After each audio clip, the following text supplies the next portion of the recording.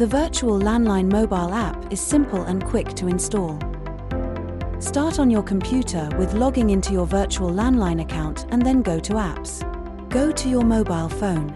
If you are using an Android phone, go to Play Store, search for Virtual Landline, and download the app. Alternatively, if you're using an iPhone, go to the App Store, search for Virtual Landline, and download the app. Once the app is downloaded, open the app and tap on Scan QR. Position your phone in front of your computer screen and scan the QR code in your account. Alternatively, you can enter the username and password shown in your account. This can be viewed under the QR code and clicking Reveal Credentials. You can then manually enter your details in the app to log in. You will now be logged into the app and can start making and receiving calls via your Virtual Landline.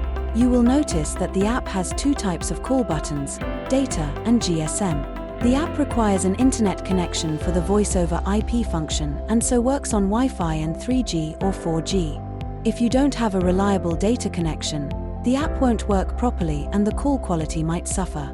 For the GSM function, it uses your mobile network like a normal call rather than the voice over IP, which sends the call as data packets via the internet. If you use Wi-Fi or 3G or 4G, you'll be able to make calls straight away with the data button.